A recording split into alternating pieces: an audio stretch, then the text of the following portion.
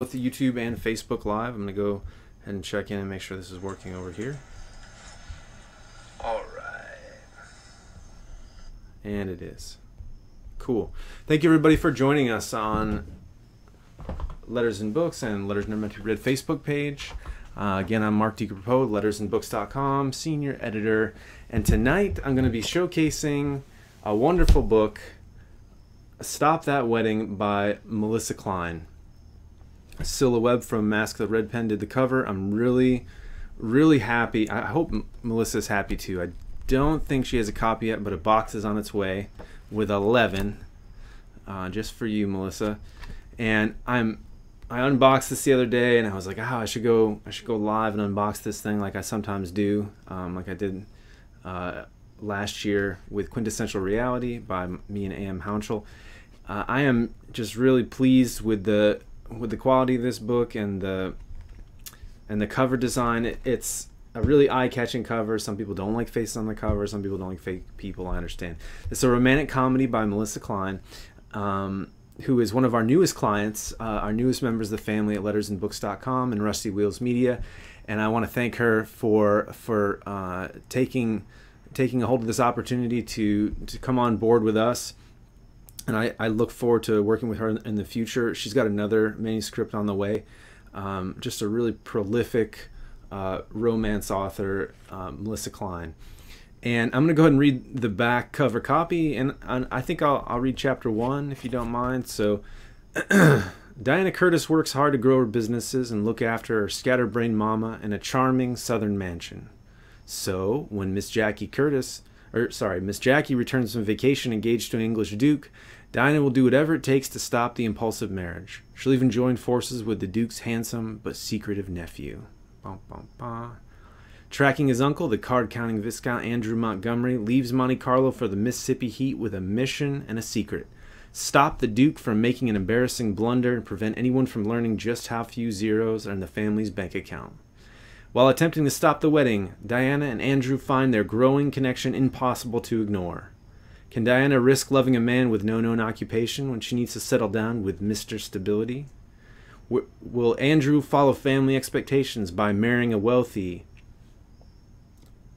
tittle girl and begin producing heirs and spares? Or will he risk telling Diana the truth and pray she's willing to love a pauper prince?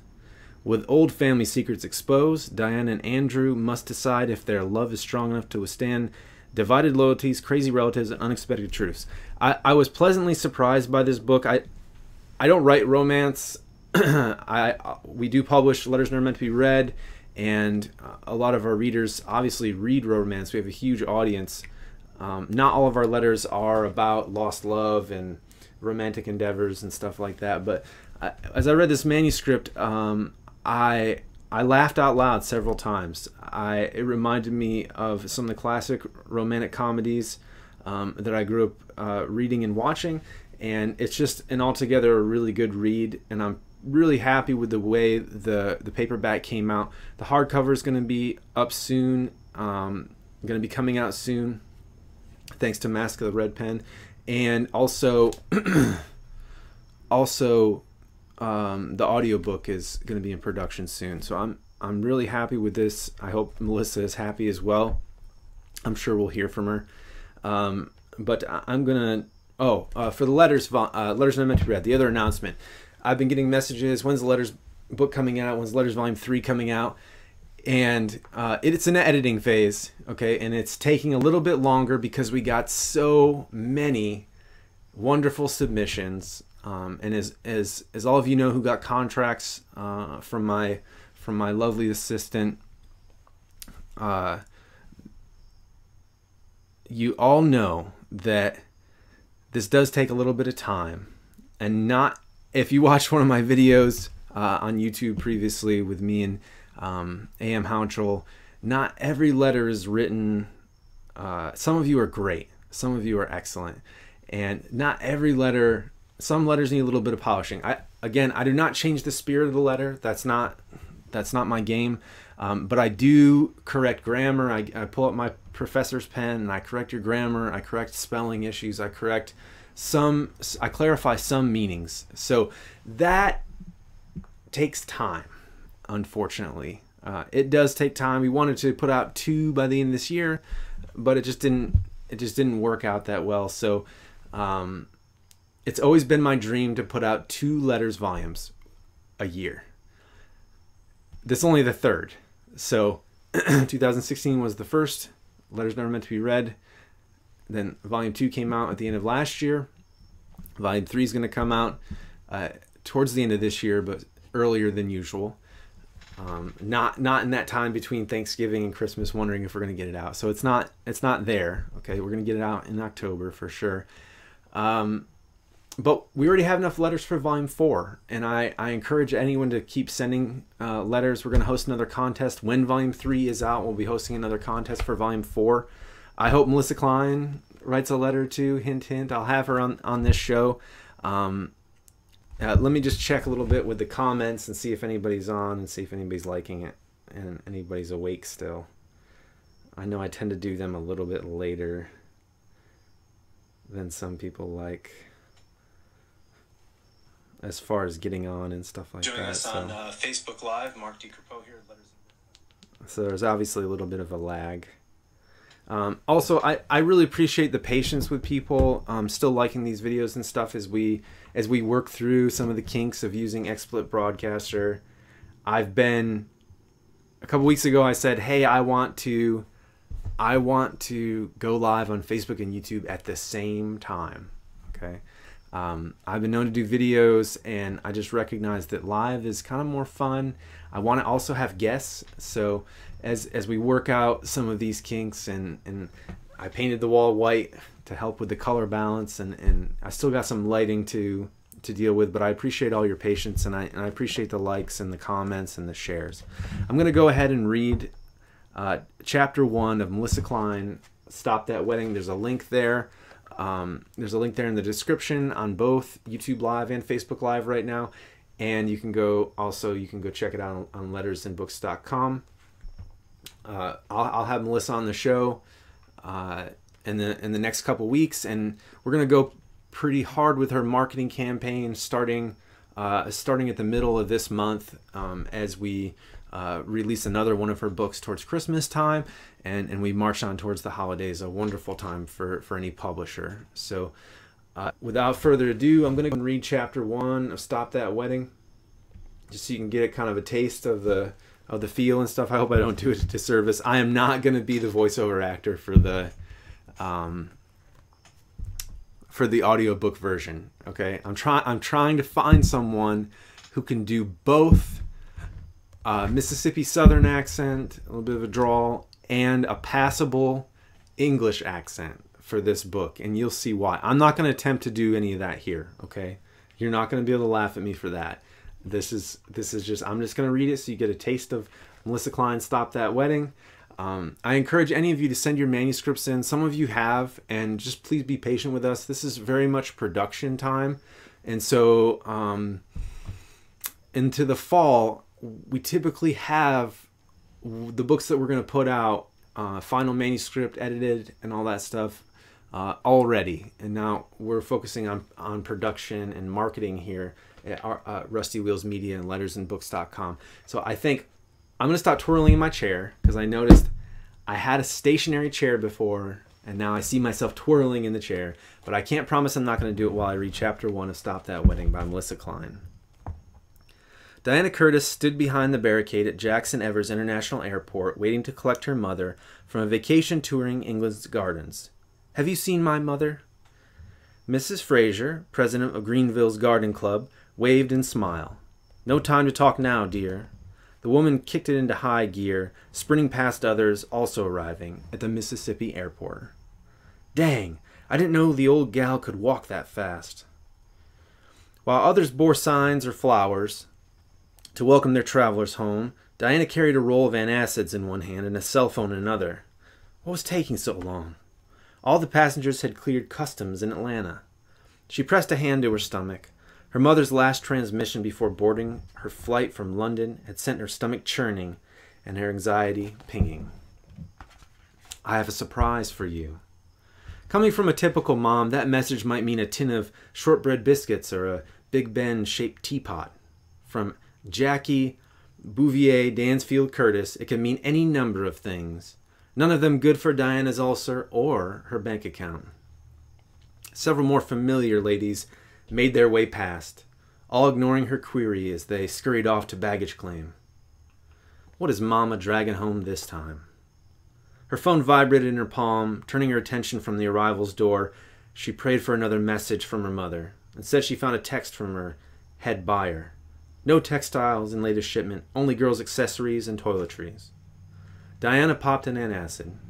Since starting the first sweet tea and lavender store 5 years ago, she'd taken off exactly 7 days. 5 had been Christmases, 1 to have her wisdom teeth extracted, and another for her graduation from Old Miss with a degree in business.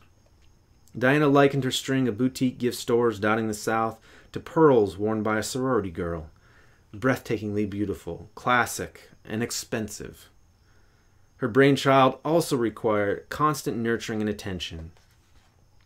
Just like her mother, who dwelled in a fantasy world of garden parties and historical romance novels. As long as the SEC merchandise arrived, we're fine.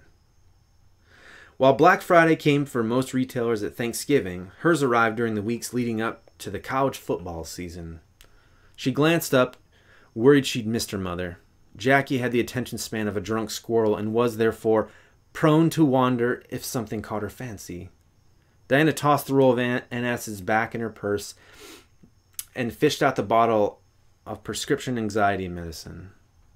Why didn't I take the time off and go with her like she asked, Diana muttered, popping a pill.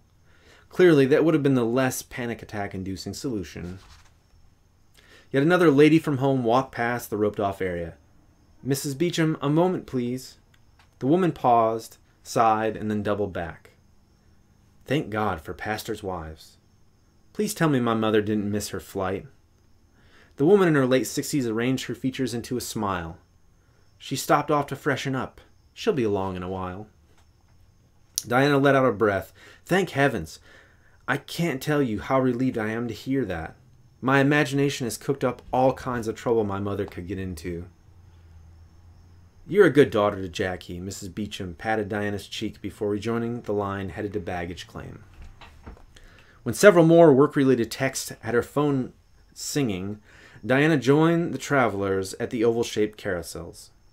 The sooner she got her mother dropped off at Greenbrier, the family's antebellum home 40 miles west of Jackson, the sooner she could tackle the multiple work issues piling up. Besides her retail stores, Greenbrier's bed and breakfast accounts needed her attention, and the hunter's camp she'd recently purchased required a visit. After locating the correct carousel, she stood shoulder to shoulder with the crowd waiting for their bags. With summer travel season in full swing, the area had more people squeezed in it than a tailgate party at an Old Miss game. A rotund man with a cart pushed his way forward to the front of the circular conveyor belt. His bull in a china shop impersonation sent a young mom with 2 kids in tow bumping into Diana. In turn, she knocked against the person to her left. Excuse me. She turned to the man dressed in the nicest gray suit she'd ever seen. The finely woven fabric appeared handcrafted. Facing away from her, the gentleman didn't react to her entering his personal space, but good measures dictated she apologized nonetheless. I'm terribly sorry. Mr. Fancy Suit let out a growl. Damn Yanks. The muttered oath shouldn't have gotten under her skin. His clipped British accent gave him away. Bless his heart. He didn't know many in her region of the U.S. considered Yankee a curse rather than a national identifier. It's bloody bedlam in here. Don't these people know how to queue? A sharp retort poised on Diana's lips. She didn't complain about driving on the wrong side of the road when she had traveled over there for business, or the fact she couldn't get grits and iced tea. When in Rome and all that.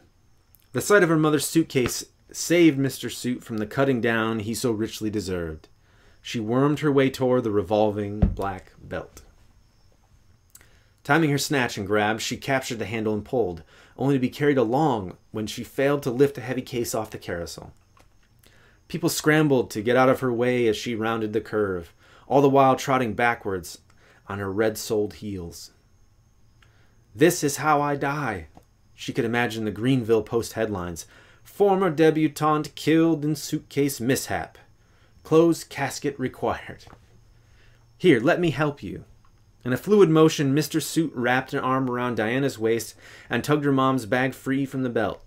He set them both upright and steady on the floor as if neither weighed more than a bag of sugar. She blinked up at the guy who'd been so surly only moments before. Thank you kindly. I do believe if you hadn't come along, I was facing certain dismemberment. His smile sent her heart to sputtering, something it hadn't done since she caught her ex-boyfriend in bed with her ex-best friend.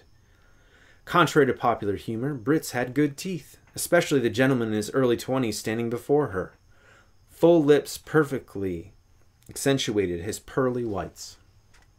You're quite welcome. His hazel eyes sparked as if somehow he found her amusing. Ordinarily, she would have taken offense at being the butt of someone's joke, but the flash of dimple on his left cheek made her want to say something else amusing. Instead, she tugged on her mother's luggage. While the rest of the world carried bags with wheels, her mother clung to a matching set of Louis Vuitton passed down from Diana's grandmother, Bet. The case refused to budge, giving Diana a sudden flashback. Allow me, Mr. Suit hefted the case, removing them from the throng to the edge of the baggage claim area.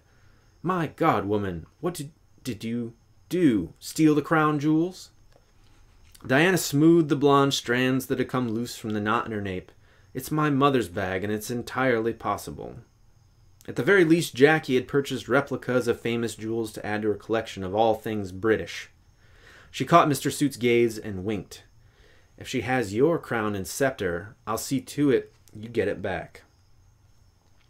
While clearly not one of the often photographed members of the royal family, his smart appearance and manners certainly identified him as a member of Britain's upper echelon. Why on earth was he slumming with the mundane multitudes? And that's half of the first chapter of Stop That Wedding. Thank you very much for tuning in. You can pick up the book at the Kindle version and the paperback version that I'm holding right here. This wonderful copy here are out on Amazon now. The link there in the description. Go ahead and keep sending your letters. Letters Volume 3 will be out in October. And we have, keep staying tuned because we have a whole bunch of new books coming out this fall. And so I appreciate everyone who's been submitting manuscripts and submitting letters. And I look forward to reading them all, and I look forward to having you on the show and all that stuff. Thank you very much for your patience as I work through the new studio and the technical issues and stuff like that. And I'll try to stop spinning in my chair so much. In this case, I think I have to say push the button twice.